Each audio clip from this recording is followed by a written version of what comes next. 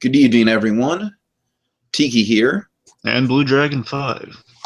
And tonight, unfortunately a week late, sorry on my end for the scheduling problems, we are here to say goodbye to an icon, a man who brought his name not only to film, but also to iconic characters and just a legacy of film genres. And but unfortunately, BlueDragonFive and we are not very caught up in his career, but he just left an impact, so we figured that, we need to pay our proper respects. So BlueDragonFive.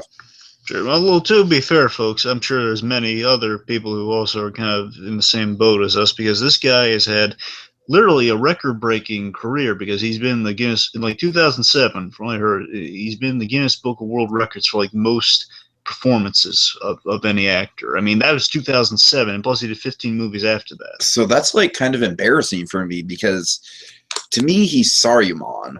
I mean, the guy's been working since 1947, aside from like maybe 3 years, which, I mean, given like it's not just every year is one performance, like almost every year is more than one performance. Some That's like crazy. In the 90s, he's had years filled with like five or more movies. So the guy's had pretty much almost like an entirely consecutive working career since 1947 onward, and to the date, like to this year. So I mean, this guy, he never stopped working. Plus, he's Christopher Lee. He is just the reason we're talking about the guy is he's just it's astounding a career this guy's had. He's ingrained himself in film history. Oh, absolutely. He's such a presence, and he's we've seen basically like his entire like span from being a young adult all the way up to being, like I said, like having roles like Saruman and Count Dooku, where it's a far older role, but it's for a far younger audience, and so it kind of just spans those generations. There's the people in the 70s and 80s who I'm sure are much more interested in the Hammer horror stuff. I'm sure there's still baby boomers who watched him in the 50s and the 60s. And then there's people like you and me who remember him from his roles in you seem to remember him more fondly for obscure roles, and I'm sure I'll remember that. But I, of course, remember him fondly for Saruman, and I'm sorry, because I feel like I'm not really qualified to talk about it. But I am qualified to talk about one thing. Not really, but I'll try to anyways. Do you want to talk about his history in the war before even getting into film in the first place? Yeah, before we get to the screen, it's important. Again, he started in 1947 in the movies, because before then, he was involved in the war. So, tell us about his wartime service, if you'd be so kind. A little bit, Well, folks, I wish I had more details. It's basically, what I know about it is he led a brigade. He led like a group of specialty fighter pilots, and he was shot down behind enemy lines and got out alive. And that was essentially the big story, And he was, of course, he rose from the ranks. He started out, and of course, it was kind of the classic story of like the drill instructor, pegging down, like, you're not going to be anything, maggot, and, he's like a skinny kid, and he just commanded the respect of his peers, and that's where he ended up flying his brigade, and, and just the heroism of him, being shot down behind enemy lines led to one very, very important and significant thing, not only in film history, but kind of in pop culture history as a whole. Well, and literature, too, probably. Oh, yeah, definitely. Because his cousin happened to be Mr. Ian Fleming. And Fleming, singing of his cousin's war heroics, decided to base a little character off of him. And, folks, it was not from Chitty Chitty Bang Bang.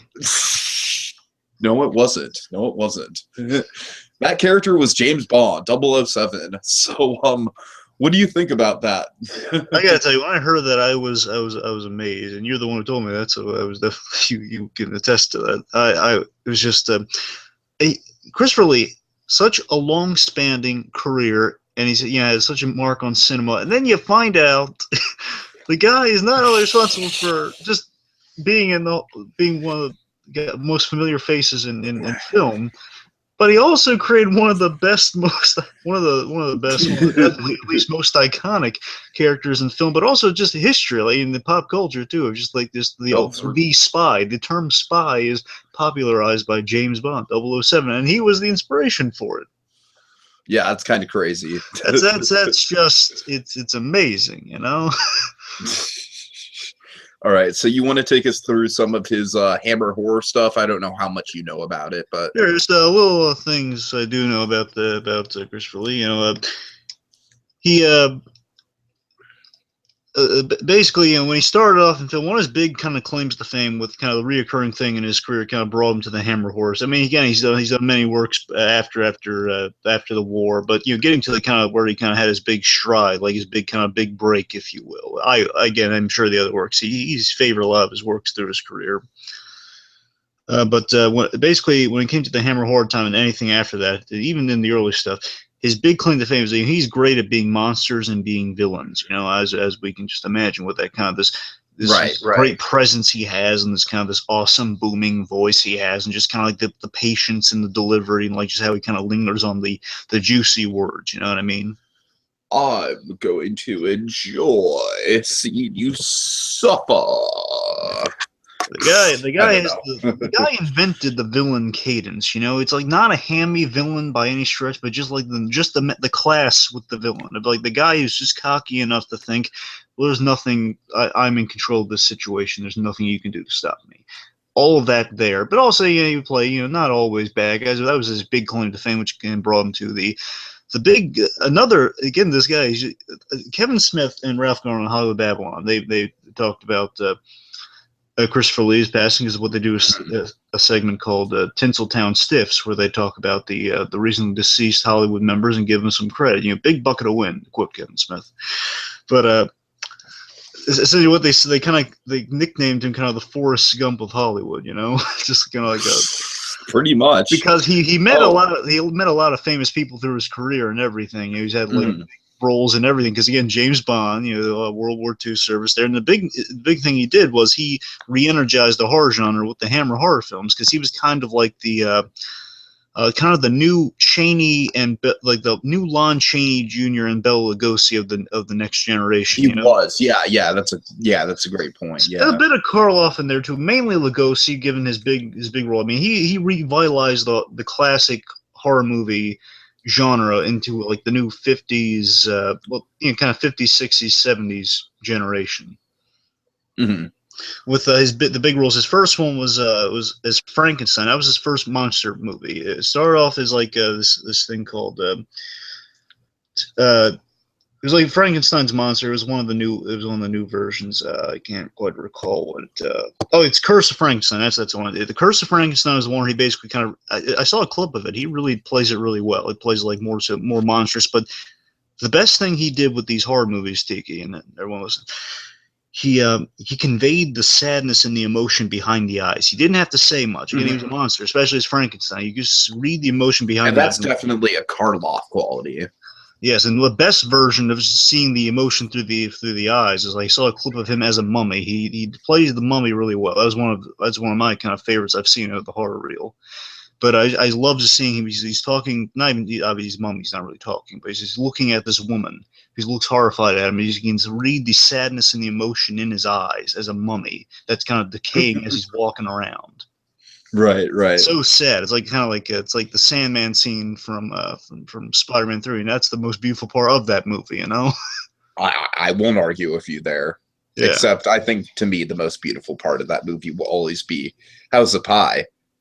So good. Right. Anyway, so that is beautiful, my friend. Of course, that is beautiful. The huge claim to fame is Dracula. Again, Bela Lugosi being kind of another kind of him being the next generation of Dracula, being taking over Bela Lugosi's famous cape. Yeah, I mean, Lugosi just played that role to perfection, and it's funny because as far as I can remember, I might be a little dusty on my classic Universal history, but Chaney and Karloff, they did a ton of roles but I don't really think Lugosi. I mean, I'm sure he did have other roles besides Dracula. I'm sure that wasn't his singular film credit. But unlike someone like a Chaney or a Karloff, I don't think he had kind of the respect of being able to pull off so many memorable roles. I think he really just played the one role to perfection. He did. He was kind of rewarded for his stuff posthumously. Like that's one of his merchandise outsold Karloff's after his passing and everything. But still, he basically towards the end he got some recognition. But you're right though, he didn't compared to the other two because again, Lon Chaney, Man of a Thousand Faces, of course. Boris Karloff, he is monster. He's synonymous with the word. And Lugosi though, he was he was the most Hollywood classy. He was ingrained in cinema as the monster, and then Christopher Lee kind of stepped into that role real brilliantly. So and then of course Tim Burton came along and kind of engraved our vision of Lugosi into pop culture for all time with Ed Wood. So thanks, Tim. Right. Well, I mean, Martin Landau. Oh my God. Oh yeah. But the point is, Christopher Lee though, he when he played Dracula, I think what he did with it, at least kind of observing kind of some differences here. I think Lugosi just kind of had just this grand introduction of interpreting him, just kind of this really kind of theatrical nobleman of some sort, and Christopher Lee just kind of made a little more crazy, but in a good way. He just kind of cranked it up to I can be as malevolent and just scary and spooky as I can, with still keeping all the class of just the Dracula character. That's cool. So it sounds like maybe maybe like Lugosi. You're right. Lugosi's big strength was he felt like he was the classiest guy in the room, and yet he could still kill your ass, and that was the whole premise of the plot. Yeah, Lugosi thought he had this cleverness about him, thinking, I am so clever. And big thing I remember Lugosi from was the Abbott Costello Meet Frankenstein movie, and that's one of my favorites. And just even in that movie, again, that was the best part about the movie, because they didn't make the monsters look foolish. They were the big threats. They were the jaws of the movie, and everyone else was doing the stuff. Oh yeah, that's why that movie is still regarded as one of the best comedy crossovers of all time. Yeah, Lugosi has all these clever one-liners because he has the master plan. He could improvise on the master plan. So Lugosi was the mastermind behind everything. And then I guess Lee kind of brought this kind of this sporadic, you don't know what this guy's doing, that makes it even more terrifying. Mm-hmm. Yeah, let me highlight, if I may, a really great story in relation to the Hammer horror stuff with Christopher Lee. It's not much, but it's just it's a really noble thing he did. This guy, showing how great a guy Christopher Lee was. Well, doing the Hammer horror films, a long line of Dracula movies and also the other monster movies. And the big draw with him was he basically became so iconic as Dracula. He was Dracula for a long time. And he was the big, huge fad that kind of swept the nation. So, like Johnny Weissmuller as Tarzan, something like that. I think that's actually a description. I'm not sure. I think it might work. But anyways, the point is, he did the Hammer horror films, really successful, and they kept making a lot of them. And it's kind of interesting hearing this from the other side here, is that you never really hear from the star's perspective all that much of how these franchises go, because usually we're in the Marvel generation of how can there not be a franchise? Who doesn't want to be part of this? Christopher Lee, after he did a few Draculas, he was a guy who was he was really particular about the quality of the work. So this is a guy who paid attention to the writing and the scripts and everything. This guy knew quality, and that's why he was the consummate performer. He read the scripts to make sure it was a worthwhile thing. That's why he was in all these other things. He saw a good quality in it that justified his performance, even for the small stuff. So with the Hammer horror films, in his opinion, later on, the script or something wasn't up to snuff, and he would say, I'm not coming back for another one. I don't want to do this. And he said he didn't want to do more of them after a certain number. I guess I don't know how many he was on board for or not, but towards the end, he didn't want to do any more of them. There were a lot of them he was forced to do, and I'll tell you why he was forced to do it. He basically, things ended on a sour note with I don't know if it's the guy whoever the heads of the Hammer horror place are, because I don't think it's actually a guy called Hammer. I don't know. I doubt that. It'd be kind of cool if it was, but no. Point is, what if it's Justin Hammer? Don't tempt me. No, but seriously, whoever it's some, I guess the directors and the producers of the film of each individual film. I don't know how it works, but maybe a studio head. Point is, Christopher Lee, he talks to someone and they say, "Oh yeah, you coming back for the next Dragon movie? We got lined up, we got the script written and everything." He says, "No, I told you I'm not coming back. I read that. It's terrible. I don't want to do that anymore." And they say, "Well, no, you have to. I mean, if you can't with all these, basically, what would happen is it's this one slimy executive. I don't know who it is, but the point is, this one slimy executive keeps repetitively for each of these films telling him that you have to do it, otherwise, basically, that he guilted him into it because all these people would lose their jobs if they weren't working with it. Basically, he says, well, we got everything signed and everything. Well, we're making the movie, and if you're not in it, then we can't make it, which means all these people who have these jobs, they're signed on and everything, they're going to be out of the job, mostly around the holidays, I'm guessing. So the point is, like, Christopher Lee, being the nice guy that he is, not wanting to put those people out of work, he kept on doing those movies despite the fact he really didn't want to. So for a while there, Christopher Lee was like a beacon in the Hollywood economy, or wherever the hell those Hammer horror movies were shot. Certainly. He was a guy, he cared, he definitely cared, and he still gave a great performance regardless. I mean, even though he probably wasn't liking what he was saying, he gave it his all in some regard. Regardless, he gave his all when he didn't have to at all, when he could have just left, but he was not a selfish guy at all. All right.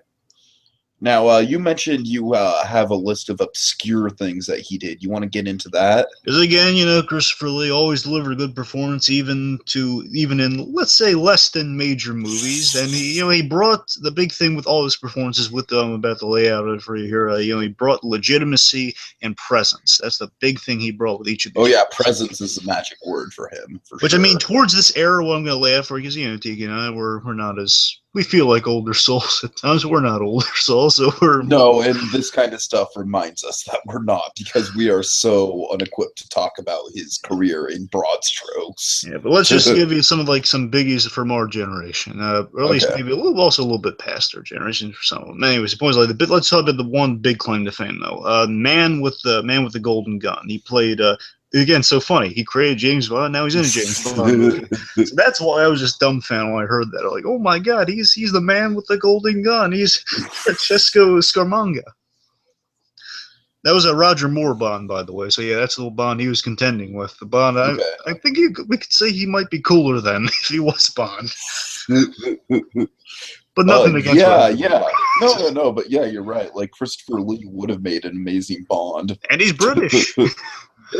So it would totally fit.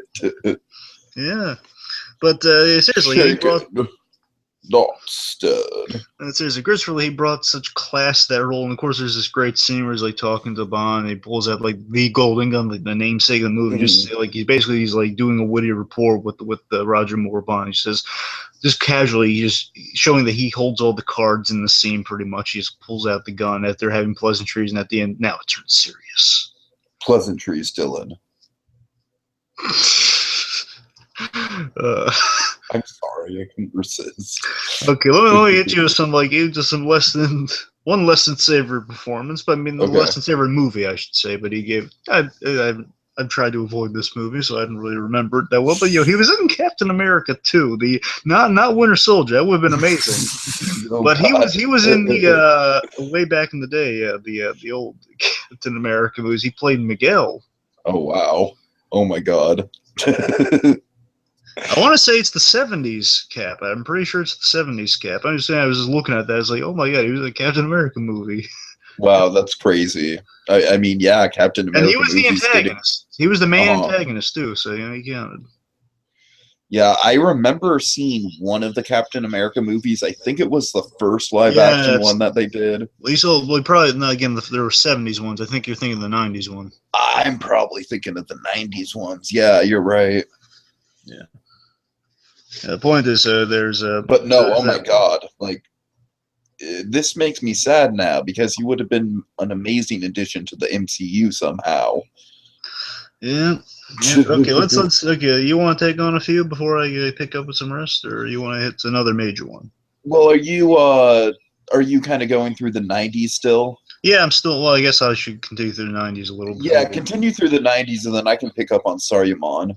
Sure. So let me hit you with like a really obscure one here. There was this movie called The Stupids. Swear to you? That's the title. That actually sounds like, you know, like one of those parody movie trailers that would be within the context of another movie. It's a really silly movie. I believe based on a book. I could be wrong, but Tom Arnold's in it. He's the main guy. I've forgotten more about that because I mean it had some funny gags. It was real silly. It wasn't to be taken seriously at all. It was a satire. It's kind of funny. Basically, a family that is just inept beyond belief, and they get into situations because it was like kind of like almost like a comic strip come to life. Almost, I appreciated it for that. Anyway, I want to see this movie now. This actually sounds kind of enjoyable. I think it's kind of clever. I think it's been a long time since I watched it, so don't quote me on it. However, I remember there are some clever gags, and the main clever gag that brings us to Christopher Lee is Tom Arnold's character, the father of the family, and the patriarch, if you will. Basically he's going after a bad guy in the movie. Again, comedic circumstances lead us to this point. He basically he has an arch nemesis who is Sender because he keeps mailing things wrong and it says return to Sender, and he thinks my mail's not getting out or my mail's not being collected, so it must be this evil Sender. Oh God! And the idea is also I think their names are stupid, so I forget the first name, Tom Arnold's first name, but Mr. Stupid. He used to, like, the kids asked the mother, like, oh, why does Dad hate the mail? Like, not getting the mail. Well, he used to work for the government, and we see he was a mailman. And again, he would mail things. And again, Sender was like when he saw the name for the first time. Anyway, so when he basically all the stupid stuff that occurs in the movie, not the family, just all the stupid stuff that all the circumstances that are interconnected. All the layers upon layers of character development for the basically all the situations and circumstance that transpires in the movie. All the negative stuff that they think it's all a conspiracy by this evil Sender guy. Okay. And periodically throughout the movie, here's the funny part, they will, Mr. Stupid or the family, they will imagine what the evil Sender looks like and him doing maniacal things. It's Christopher Lee hamming it up beautifully, though, playing like an over-the-top cackling villain. And like there's this bit where like there's a bee, they look on a hard drive and it says like put it in drive B, and anyway, so there's a bee when he's driving like a physical bee. You know, like hit the windshield. Exactly. No. But no, he thinks like the bee is like connected, like it's the insect to the actual computer drive. And he pictures Christopher Lee with like a little petri dish or something with a little bee in there that says the evil drive bee. And basically because he was driving and then the bee like flew in there and he thinks, oh, it's an evil plot by the Sender. He sends like an assassin bee after me. And again, he's just Christopher Lee's wonderfully hamming it up, just saying he liked the silly stuff too. Don't get me wrong, Christopher Lee, he had a sense. Oh, sure, yeah. He says, "Oh, I'm going to get him because I am the evil Sender." It's been years. I wish I could quote it better, but the point is, he delivered a brilliantly hilarious performance in those sections. So regardless of how that movie actually was, he was beautiful. He was hilarious in it. Okay. Let me hit you one of my favorites. This one's a really good movie in the 90s. Some people might think it's silly, but I love Gremlins 2. I've never actually seen Gremlins. I like it much more than the first one because the first one's really dark in my opinion, but the sequels where they had the comedy in there, it's coated with 90s, and I like it. Yeah, that's the first one though. I love the first one. No, the first one's not bad. I'm just saying I think I like two because I guess it's a little lighter. You know, the first one's a little too scary for me. Then I might just be the kid. All right, fair enough. Point is, Christopher Lee is a wonderful back character. when kids' movies had balls. BlueDragonFive. Right. Boys, Christopher Lee has a wonderful character plays. We have a really great cast in Gremlins 2 also. That's probably another reason I like it a little more. It has a great cast. Yeah, fair enough. It has, like, John Glover plays this corporate guy. Anyways, they're in a corporate building, Tiki, and they have basically it's like a high-tech, basically in the 90s, their version of the world of tomorrow, pretty much. Like the modern. Like all the high-tech computerized stuff is malfunctioning all over the place, and it's like a mall, really. It's like a mall / a business building because people visit it and they apparently go on tours. It's like the Nakatomi Tower from Die Hard mixed with a mall. Oh God! It's just it's ridiculous. But the point is in that room, for some reason, they have like a research and development lab, and Christopher Lee is the evil doctor who is like, but not evil, but like the the maniacal doctor who works I there. am the mad scientist. Yeah, the mad scientist. He works there and has like twins working for him, like these hilarious like just twins with mustaches. And anyway, so basically, he plays Dr. Catheter, which I think is a funny pun because he's uncomfortable. Get it? Yeah. Anyway, so the point is, like, this is a guy who basically they find Gizmo. He basically has a scientist patrolling an area. The company unfortunately the old man he dies in the beginning of the movie. The Mogwai guy. Mm-hmm. Anyway, so after he dies, the company they take over his place, and they find Gizmo and they take him to the lab. But anyway, so Dr. Catheter's looking at him. They do these fun things. They play music. Twins play music, and Gizmo's dancing. He says, "You almost let him get away. He's cute. We'll take care of that." Just points. He's just really, really funny. Really Feed him after midnight.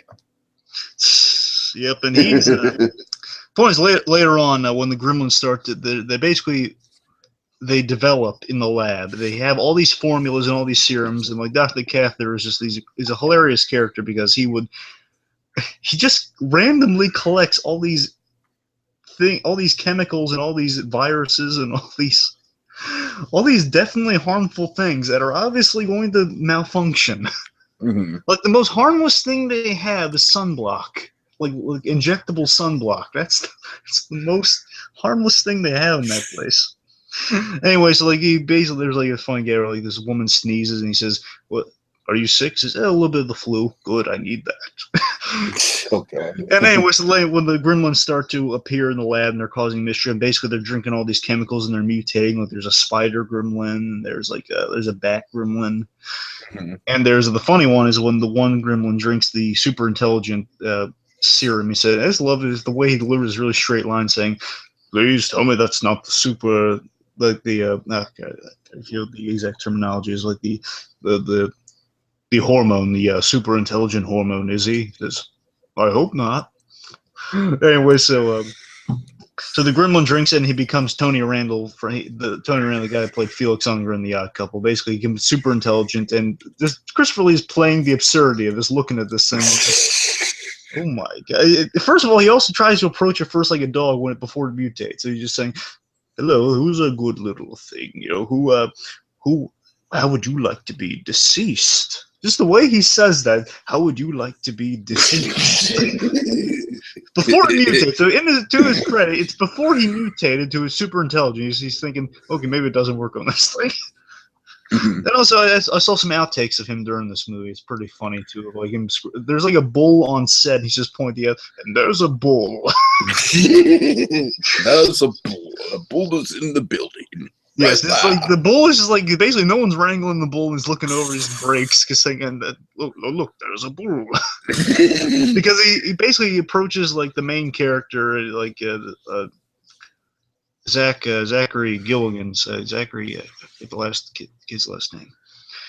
Point is, he approaches the main kid's name, the main kid, and he basically says, "After what I've done, I'll never create anything diabolical again." He's been so terrified by the gremlins. I'll never do mad science again. Oh, he's just a riot in the movie. They have an actor of such presence in like a role so small yet delivering such enjoyment. Sure. All right. Well, I need to get on to my little Saruman eulogy because I have to go to bed soon. We'll go take us through some modern ones before I close out with a few more. Sure.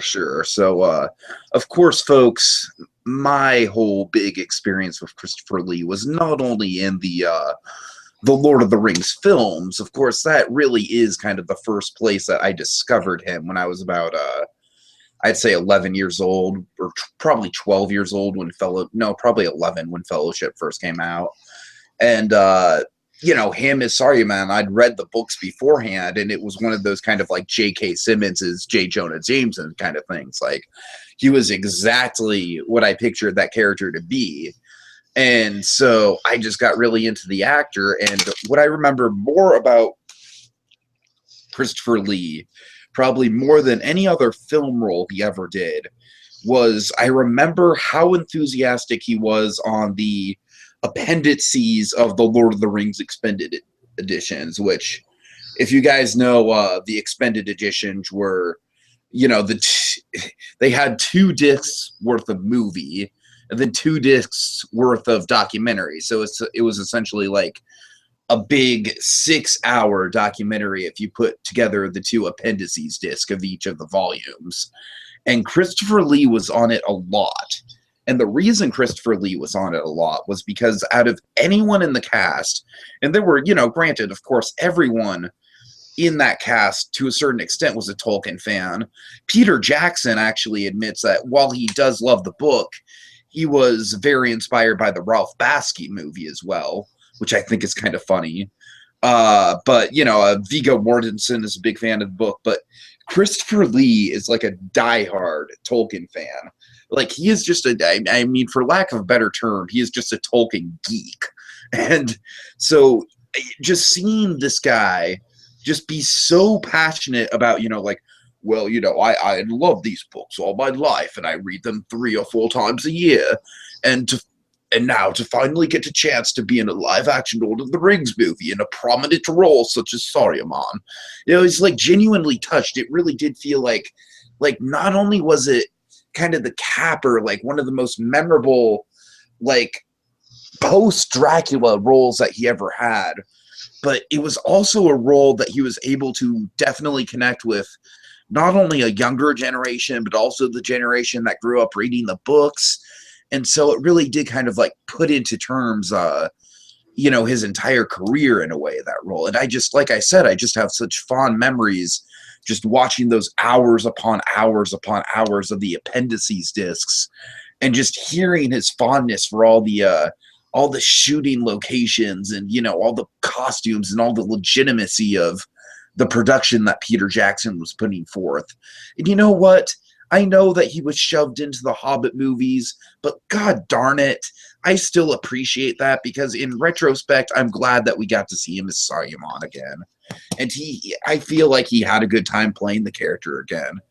And Dragon, really quick, I want to transition into Count Dooku, actually, because I feel like Count Dooku is, I feel like the reason why nobody really likes that role is because Christopher Lee is just an actor who, as we said, he responds to the circumstances around him.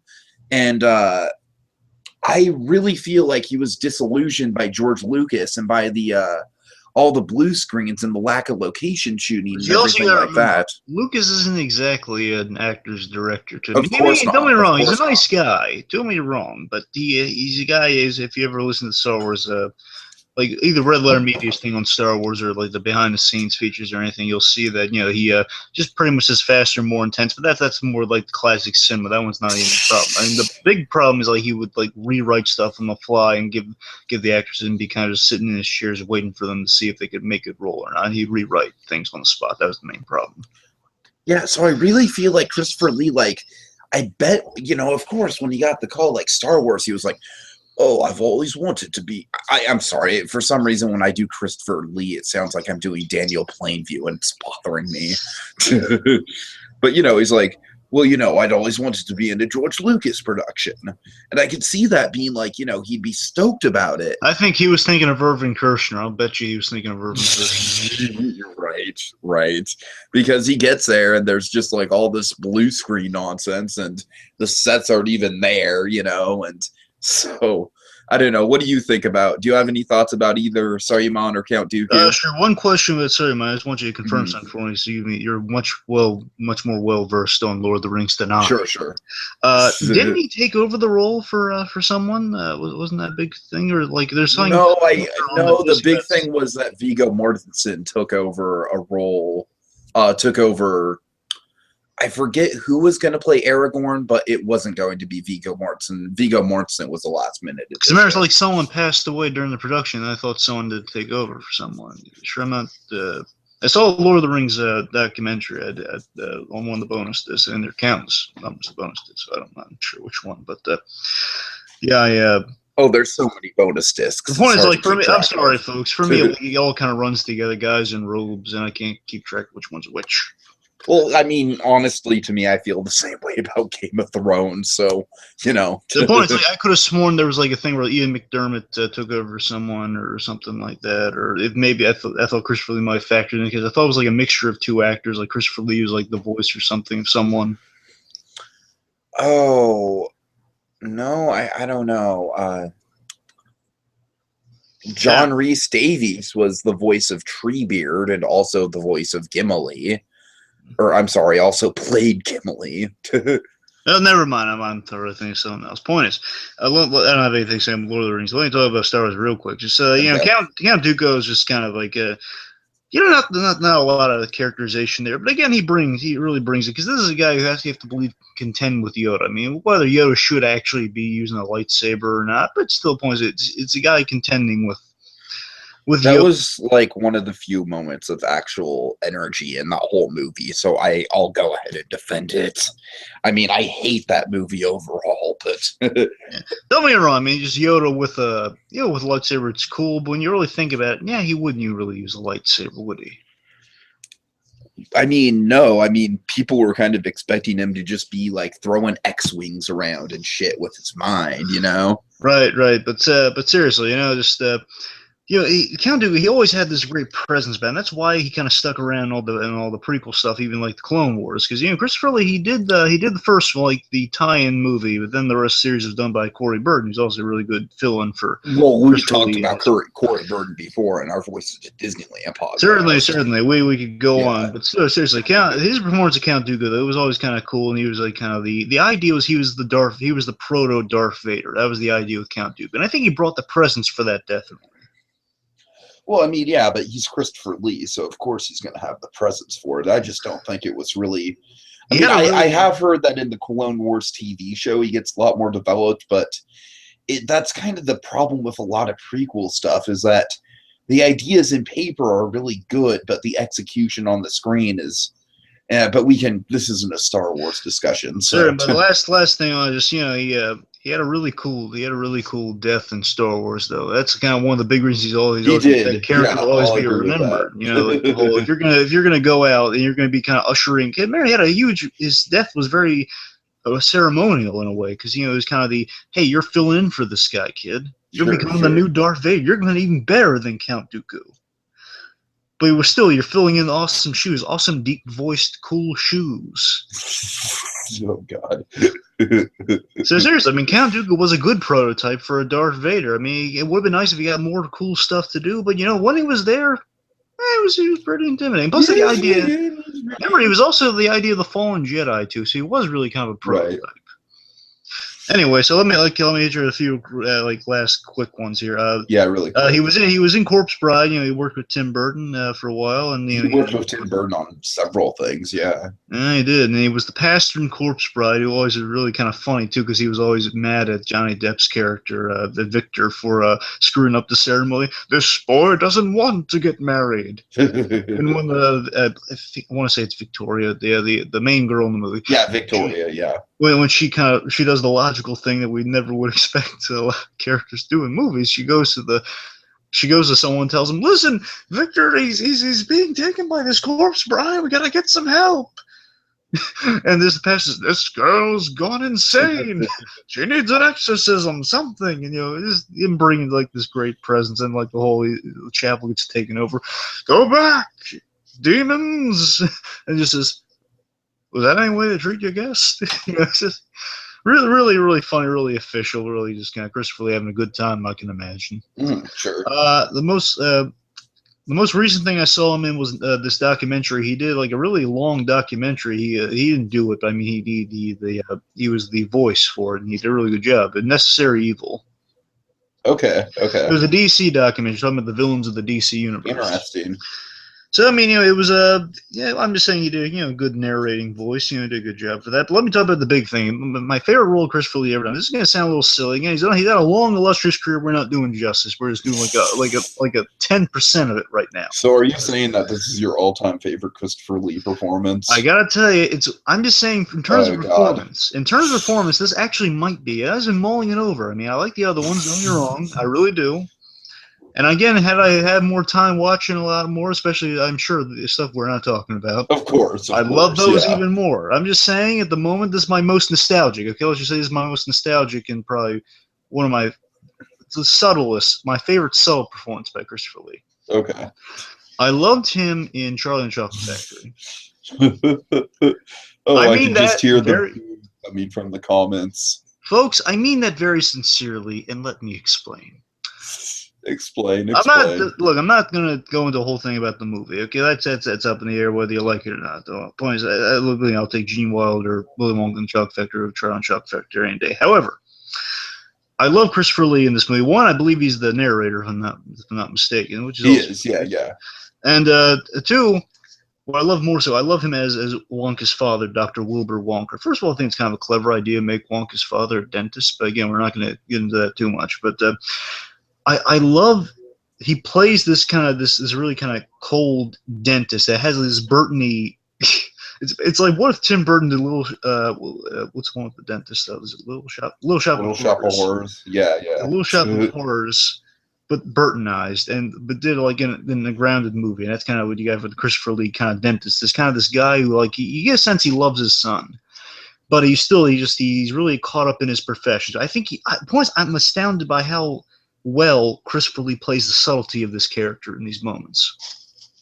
He plays this guy who he cares about his son, but he's just kind of obsessed with his work, which of course is a trait that's going to be passed on to Willy Wonka down the line. A guy who gets kind of lost in his work, only a more lighter job with the candy factory. This is a guy who's kind of like all about preservation of a future and stuff, and just basically says, don't eat the candy. You know what this means? Cavity on a stick. That's what we call lollipops. He had all these really fun lines, just kind of these burning, like a guy just destroying Halloween. It's such a twisted scene, by the way. And Lee plays it so well. It's just like he's destroying candy, has this like white blaze of fire. It's like driving his son insane accidentally. Pretty much, yeah. Just the idea of this guy in this universe is, if you leave this house, don't come back. And basically, if you leave this house, you won't have a home to come back to. And he literally went so far, he took the section of apartment all the way out to the Arctic. I mean, come on, that's absurdly funny. Yeah, that is kind of a Tim Burton. You know, I remember when I did first see the movie, I was kind of like, I don't really feel like this is adding to. I felt like it was almost kind of a distraction to what should have been like just a straight up retelling of Charlie and the Chocolate Factory. But look, I'm not asking if it's necessary, and I'm looking at the performance. I get why people say maybe the whole father plot wasn't necessary. I get that, but it's that was my main thing with it. But I know what you're saying, and I'm sure if I went back and watched those clips, Let me get to the big part. Let me get the important why is my favorite. One of my favorites of his. I love the ending scene. I think is one of the most beautiful scenes in the movie. I really do. Again, whether it's necessary or not, I think it's beautiful. It's the reconciliation between Wonka and his father. Okay, that I will give you. I still remember that. That was good. I just watched it before it went on, so let me just go through. Really, this is my last thing, then we get to wrap up. But okay. I love this scene. So Wonka comes in. First, also we have the awesomeness of Freddie Highmore in here too. By the way, it's just one of the, right, this is cushioning it a little bit, Anyway, so he serves a good role in this scene too. Point is, Wonka's back. Hey, all our Bates Motel references tied in. So after Charlie is kind of convinced Wonka, can reconcile with your father, embrace the family, man. So he goes to the dentist's office. Oh, I wonder if it's him. Dr. Wilbur Wonka. It's definitely him. Mm-hmm. He goes in there and he sits down. It's an aged Christopher Lee, and he's dressed in all white. Looks really cool as a dentist, by the way. Yeah. Too. Anyway, so he sits him down. We have like the inside the mouth guy. He's working on him. Says, do you have an appointment? I just love Christopher Lee coming to the door saying, "Do you have an appointment?" It's the way he says that's so cool. But anyway, so the ushers him in. Charlie, throughout the scene, is doing this brilliant thing where he's looking around the office and he's kind of slowly seeing that Wilbur Wonka actually has been following his son, regretful of his actions ever since he kind of separated from his son, and always been following him. And anyway, as Wonka sits down here, and he doesn't have the hat, doesn't have all the monogram stuff, so it's a little shaky on logic. But maybe he doesn't know it's his son. I'll give him some credit there, maybe. Anyway, so he sits down there. He's still working on him, And as Charlie discovers that, oh man, he really does care about him. He's have all these news clippings and pictures and Right. stuff of Willy Wonka. Closes factory down. Willy Wonka, 5 golden tickets, everything up to the day. And then just as he knows his son so well, he put the braces on way back in the day because he cared about his son. That's why he did it, even though it was kind of like a thing, kind of limiting his childhood freedom. But he did it for his own good. In the end, he's going through his teeth and using a little reflector and the little mirror and everything going through. I haven't seen bicuspids like this since. This is Oh, hello, yeah. hello, Dad. And I love the subtle. Just before he says like hello, it's me. Before he does that, I love Christopher Lee's just not a word of dialogue, just kind of the reaction of like the slow recoil out of the mouth, just leaning up, and then Willy Wonka leans up and just like that whole. So, so that's just that little moment of like, I realize it's you. Just that little moment, and what's so communicated so well before they have this moment of like he's about to extend his hand for a hug, but he kind of recoils it back as they both do because they've been away from so long. They both have gloves on, so this moment of like tenseness between the two, and just this moment of like. Then they have this really beautiful hug. They wrap their arms around each other, and it's like he's towering over Wonka and just of Willy Wonka, and so they're holding each other really closely, and it's really nice. It's one of the few moments in the film where I can actually take Michael Jackson Wonka seriously. Yeah, it's just this beautiful moment of like it's like he doesn't say it, just like communicating. I am so sorry for not being there for you, but I've always been proud of you. You are my son. You are my. It's like that. You are my son. You are my greatest gift moment. That sort of thing. Right. Really beautiful moment. And then the way he communicates it, though, through a really great line. He says, "You never flossed, did you?" He says, "Never." Just it's such a beautiful moment. That's why Christopher Lee, he just won it right there. He did fantastic. And speaking of one, before we go, let me mention yet 2 achievements this guy has gotten in his towards the end of his long-spanning career here. In 2011, he received presented to him by Tim Burton, received the British Academy of Film and Television Arts Award. And it was really beautiful. And he mentioned on like a thing someone put together recently in tribute to him, that it was like one of the proudest moments of his life. He was like caught up at all emotional. It really caught him off guard, and he just said, "What do I say to the Academy?" He said, "I don't know what to say." Oh man, such a beautiful. I actually remember that. Yeah, so that's a beautiful thing. And also, he was knighted Sir at some point. So Sir Christopher Lee, and my God, does he deserve the title Sir? Oh, absolutely. So would you like to say a last statement on Lee before I give us a statement, and then take us out on something? Well, I mean, I don't really have a last statement, and I can't really be talking all that loud, so why don't you just... Right, so folks, I mean, Christopher Lee, just in tribute here and kind of last word on everything here, he is a key, the only way I can put it is he is a key strip of film on the film reel that is cinema. And to quote Hollywood Babylon, as they do, and I think it's really appropriate here, he will be missed. Man, he will be missed. He will be, yeah, most certainly. Right, now, if I may, let's hear just in memoriam here. Let's hear the last words we had from this great man like a week ago. All right. So last words from this great man. So again, R.I.P. Christopher Lee, wonderful man. Hello, and greetings to you all, wherever you may be. And thank you, as always, for your appreciation and help.